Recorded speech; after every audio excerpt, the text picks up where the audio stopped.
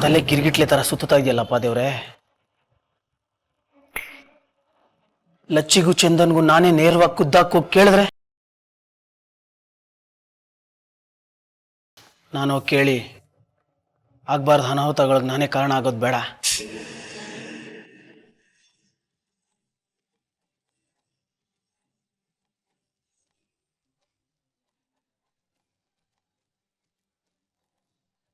ಈ ಲೋಕದ ನಾಟಕದಲ್ಲಿ ಇನ್ನ ಏನೇನು ಆಟ ಆಡಿಸ್ಬೇಕು ಅಂತ ಇದೆಯಪ್ಪ ಅದವ್ರೆ.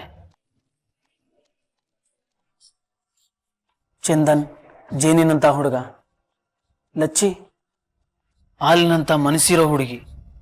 ಹಾಲು ಜೇನು ಹಾಗೆ ಬದುಕಬೇಕಾದ್ರೆ ಇವರಿಬ್ಬರು ಜೀವನದಲ್ಲಿ ಹಾಲ ಯಾಕಪ್ಪ ಸೃಷ್ಟಿ ಮಾಡ್ತಾ ಇದೆಯಾ ದೇವ್ರೆ? ಮನುಷ್ಯ ಕೈ ಮುಗಿದು ವರ ಕೇಳ್ಬೋದು, ಅದನ್ನ ಕೊಡೋದು ಬಿಡೋದು ನಿನಗ್ ಬಿಟ್ಟಿದ್ದು. ದಯವಿಟ್ಟು ಇವರಿಬ್ಬರನ್ನ ಕಾಪಾಡಪ್ಪ ತಂದೆ.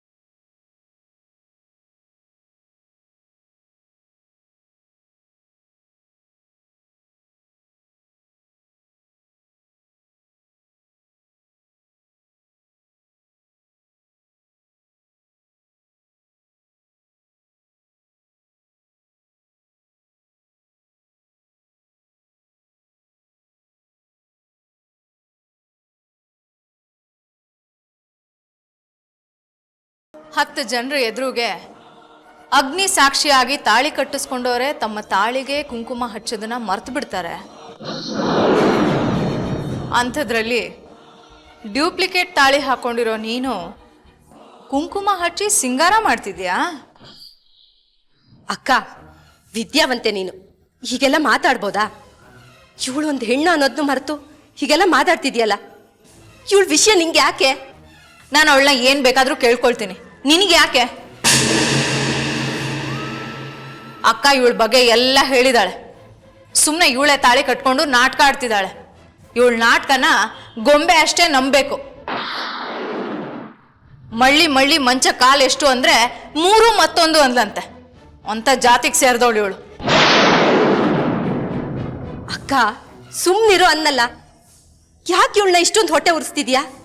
ಹೋಗಿ ಕಲ್ಪನಾ ಅಕ್ಕನ ಕೇಳು, ಅವಳೇ ಎಲ್ಲ ಹೇಳ್ತಾಳೆ. ಅಕ್ಕನ ಮನೆಗೆ ಬೆಂಕಿ ಹಾಕ್ಬಿಟ್ಟು ಬಂದ್ಲು, ಈಗ ನಮ್ಮನೇಲಿ ಇನ್ನೇನ್ ಮಾಡ್ತಾಳೋ. ಅಕ್ಕ, ನೀನ್ ಮಾತಾಡ್ತಾ ಇರೋ ರೀತಿ ನನಗೆ ಸ್ವಲ್ಪನೂ ಇಷ್ಟ ಆಗ್ತಿಲ್ಲ. ಇಷ್ಟ ಆಗ್ತಾ ಅಲ್ವಾ?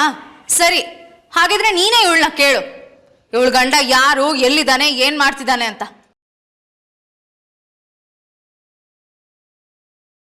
ಕುತ್ತಿಗೆನಲ್ಲಿ ತಾಳಿ ಹಾಕೊಂಡು ಓಡಾಡೋ ಪ್ರತಿಯೊಂದು ಹುಡುಗಿನ ಇದೇ ಪ್ರಶ್ನೆ ಕೇಳ್ತಾರೆ. ನಾನ್ ಕೇಳಿದ್ರೆ ತಪ್ಪೇನೆ? ಪ್ರಶ್ನೆ ಕೇಳೋದು ತಪ್ಪಲ್ಲ ಕುಂದ, ಆದ್ರೆ ಪ್ರಶ್ನೆಗೆ ಉತ್ತರ ಹೇಳಲೇಬೇಕು ಅಂತ ಬಲವಂತ ಮಾಡೋದು ತಪ್ಪು. ನೀವು ಯಾವುದೋ ದೇವಸ್ಥಾನದಲ್ಲಿ ನಮ್ಮ ಅಣ್ಣನ ಕೈಯಲ್ಲಿ ತಾಳಿ ಕಟ್ಟಿಸ್ಕೊಂಡು ಈ ಮನೆಗೆ ಬಂದ್ರಲ್ಲ, ಆಮೇಲೆ ಇಷ್ಟು ವರ್ಷ ಏನಾಯ್ತು ಅಂತ ನಿಮ್ಗೆ ಚೆನ್ನಾಗಿ ಗೊತ್ತಲ್ವಾ ಅತ್ಗೆ? ಅಂಗೈ ಹುಣ್ಣಿಗೆ ಕನ್ನಡಿ ಬೇಕಾ? ಈಗ ಇವಳು ನಿಮ್ಮ ಹಾಗೇನೆ ಯಾವುದೋ ದೇವಸ್ಥಾನದಲ್ಲಿ ತಾಳಿ ಕಟ್ಟಿಸ್ಕೊಂಡು ಬಂದಿದ್ದಾಳೆ ಅಂತಾನೆ ಇಟ್ಕೊಳ್ಳೋಣ. ಈ ಪ್ರಶ್ನೆಗಳನ್ನೆಲ್ಲ ಅವಳನ್ನು ಕೇಳಬೇಡ ಕುಮುದ, ಪ್ಲೀಸ್. ಕೊಂಬೆ ಗೊತ್ತಾದ್ರೆ ಬೇಜಾರು ಮಾಡ್ಕೊಳ್ತಾಳೆ. ಅಷ್ಟಕ್ಕೂ ಈ ಪ್ರಶ್ನೆಗಳನ್ನೆಲ್ಲ ಅವಳನ್ನು ಯಾಕೆ ಕೇಳಬೇಕು ಹೇಳು? ಅದ್ರ ಅಗತ್ಯನಾದ್ರೂ ಏನಿದೆ? ನಿಮಗೆ ನಿಮ್ಮ ಗಂಡನ ತಂಗಿಗಿಂತ ನಿಮ್ಮನ್ನ ನೋಡ್ಕೊಳಕ್ ಬಂದಿರೋಳೆ ಮುಖ್ಯ ಆಗ್ಬಿಟ್ಲಾ?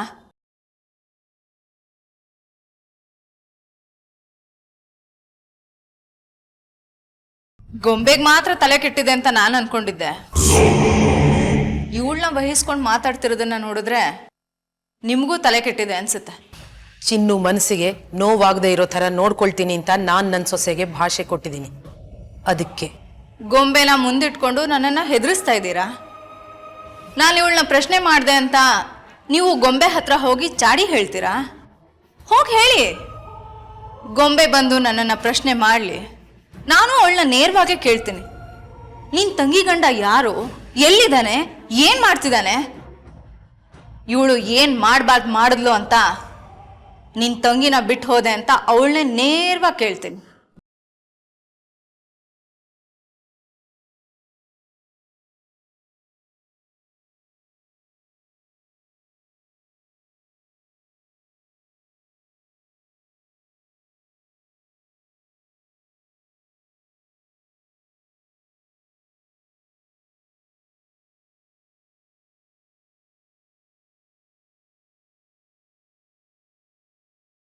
ಇದೇ ರೀತಿ ನಿನ್ನ ಮನ್ಸಿಗೆ ನೋವು ಮಾಡಿ ಮಾಡಿ ನೀನೇ ಈ ಮನೆ ಬಿಟ್ಟು ಹೋಗೋ ಹಾಗೆ ಮಾಡಲಿಲ್ಲ ಅಂದ್ರೆ ನನ್ನ ಹೆಸರು ಕುಮುದನೇ ಅಲ್ಲ.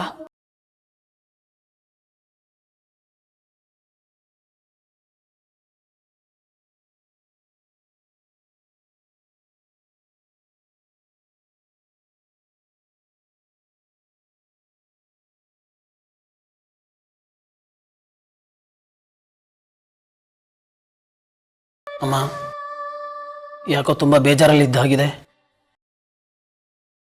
ನಿಮಗೆ ಗೊತ್ತಿಲ್ಲ, ನಿಮ್ಮ ಮನಸ್ಸಿಗೆ ನೋವು ಮಾಡಿಕೊಂಡ್ರೆ ಆರೋಗ್ಯದ ಮೇಲೆ ಪರಿಣಾಮ ಬೀರುತ್ತಮ್ಮ. ನನಗೇನೂ ಆಗಿಲ್ಲ ರಾಮು, ನಾನು ಚೆನ್ನಾಗಿದ್ದೀನಿ.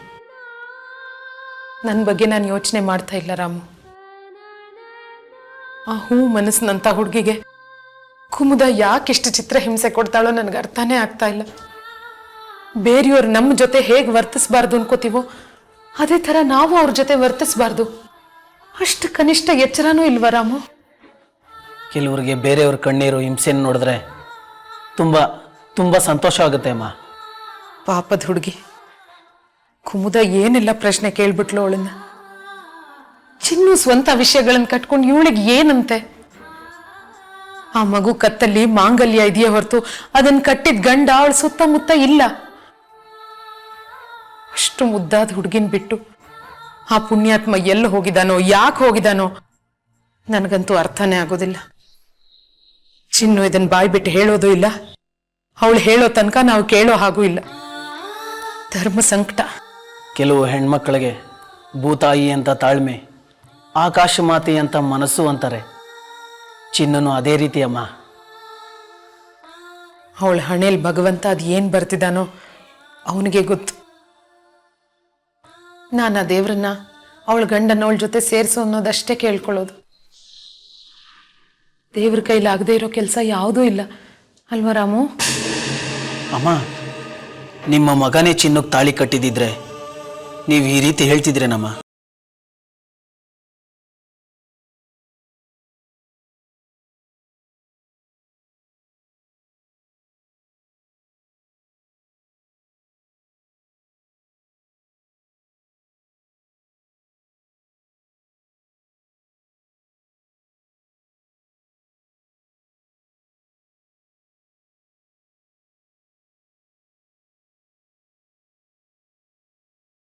ಈ ತಾಳಿ ಕಟ್ಟಿಸ್ಕೊಂಡಿದ್ದ ಕಾರಣಕ್ಕೆ ನಾನಿನ್ನೂ ಎಷ್ಟೆಷ್ಟು ತಾಳ್ಕೋಬೇಕು? ಈ ತಾಳಿ ಕಾರಣಕ್ಕೆ ನಾನಿನ್ನೂ ಎಷ್ಟು ಜನಕ್ಕೆ ಉತ್ತರ ಕೊಡಬೇಕು? ಇದರಿಂದ ನಾನು ಜೀವಿಸಾಯ್ತಾ ಇದ್ದೀನಿ. ಈ ತಾಳಿ ಕಟ್ಟಿ ನಾನು ನರ್ಕದಿಂದ ಪಾರು ಮಾಡಿದ ಆ ದೇವ್ರ ಬಗ್ಗೆ ಇಲ್ಲಿ ಸಲ್ಲದ್ ಮಾತಾಡಿದ್ರೆ ಅದನ್ನೆಲ್ಲ ಕೇಳಿಸ್ಕೊಂಡು ನಾನು ಹೆಂಗೆ ಸುಮ್ಮನಿರ್ಲಿ?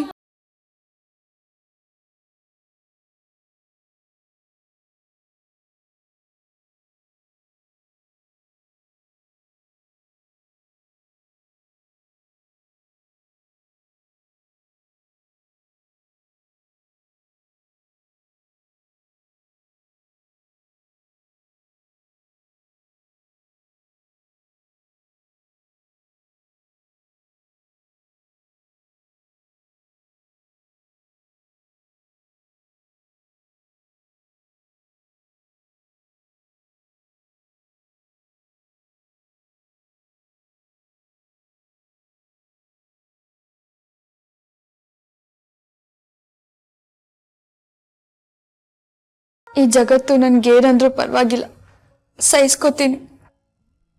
ತಾತಮ್ಮ ಹೇಳೋದು ತಾಳಿದವನು ಬಾಳಿಯನು ಅಂತ. ತಾಳಿ ಕಟ್ಟಿ ನನ್ನ ಜೀವ ಉಳಿಸಿದಿರಿ, ತಾಳ್ಕೋತೀನಿ.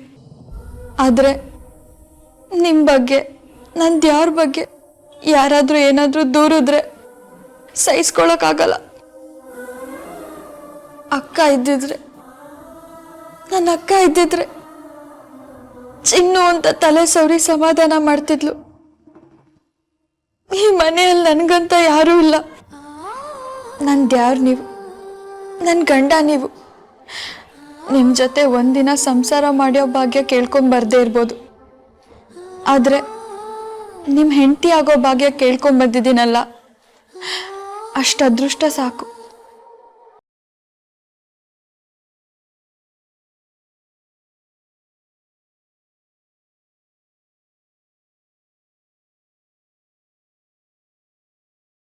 ಚಿನ್ನನ್ ಬಿಟ್ಟು ಹೋಗೋದಕ್ಕೆ ತುಂಬಾ ಕಷ್ಟ ಆಗ್ತಿತ್ತು, ತುಂಬಾ ಆತಂಕ ಕೂಡ ಆಗ್ತಿತ್ತು.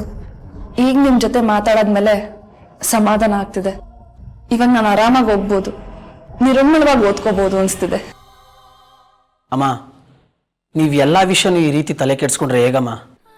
ನಿಮ್ಮ ಆರೋಗ್ಯದ ಗತಿ ಏನಾಗ್ಬೇಕಮ್ಮ? ನೀವಿನ್ನ ಸುಧಾರಿಸ್ಕೊಂಡಿಲ್ಲ. ರಾಮು ಪ್ಲೀಸ್, ಆ ಪಾಪದ ಹುಡುಗಿ ಮನೆ ಯಾವ ಮೂಲೆಯಲ್ಲಿ ಯಾರ ಕಣ್ಣಿಗೂ ಕಾಣದ ಹಾಗೆ ಅಳ್ತಾ ಕೂತಿದ್ದಾಳೋ ಏನೋ. ಶ್ರುತಿ 1000 ಸಲ ಹೇಳಿ ಹೋಗಿದ್ಲು, ಚಿನ್ನು ಅಂದ್ರೆ ನನ್ನ ಪ್ರಾಣ, ಅವಳನ್ನ ಚೆನ್ನಾಗಿ ನೋಡ್ಕೊಳ್ಳಿ, ಚೆನ್ನಾಗಿ ನೋಡ್ಕೊಳ್ಳಿ ಅಂತ. ಕೊಟ್ಟ ಮಾತನ್ನ ನಾನು ಉಳಿಸ್ಕೊಳ್ಳಿಲ್ಲ. ಕುಮುದನ್ ಕೆಟ್ಟ ಪ್ರಶ್ನೆಗಳಿಂದ ಅವಳನ್ನ ಕಾಪಾಡೋಕ್ಕೂ ನನ್ನ ಕೈಲಾಗ್ಲಿಲ್ಲ. ಮೊದಲು ನಾನು ಚಿನ್ನನ್ ಕರ್ಕೊಂಡು ಬಂದು ಅವಳಿಗೆ ಸಮಾಧಾನ ಮಾಡಬೇಕು. ಆ ಅಮಾಯಕ ಹುಡುಗಿ ಕಣ್ಣೀರು ನಮ್ಮ ಮನೇನ ಸುಟ್ಟು ಬಿಡುತ್ತೆ ರಾಮು. ಅಮ್ಮ, ನೀವು ಹೇಳೋದು ನನಗೆ ಅರ್ಥ ಆಗುತ್ತೆ. ನೀವು ಸ್ವಲ್ಪ ಹೊತ್ತು ರೆಸ್ಟ್ ತಗೊಳ್ಳಿ, ನಾನು ಚಿನ್ನಕ್ಕೆ ಸಮಾಧಾನ ಮಾಡಿ ಕರ್ಕೊಂಬರ್ತೀನಿ. ನನ್ನ ಮಾತಿನ ಮೇಲೆ ನಂಬಿಕೆ ಇದೆ ತಾನೇ? ಆ ಹುಡುಗಿ ಮನೆ ಯಾವುದೋ ಮೂಲೆಯಲ್ಲಿ ಕುತ್ಕೊಂಡು ಕಣ್ಣೀರು ಹಾಕ್ತಾ ಇದ್ರೆ ನಾನಿಲ್ಲಿ ರೂಮಲ್ಲಿ ಮಲ್ಕೊಂಡು ರೆಸ್ಟ್ ತಗೊಳ್ಳೋದು ಹೇಗೆ ರಾಮು? ನನ್ನ ಆತ್ಮಸಾಕ್ಷಿ ಅದಕ್ಕೆ ಒಪ್ಪಲ್ಲ. ಅಮ್ಮ, ನಾನು ಚಿನ್ನನ್ನು ಕರ್ಕೊಂಬರ್ತೀನಿ ಅಂತ ಹೇಳಿದ್ನಲ್ಲ, ನೀವು ಇವಾಗ ರೆಸ್ಟ್ ತಗೊಳ್ಳಿ, ನಾನು ಬರ್ತೀನಿ.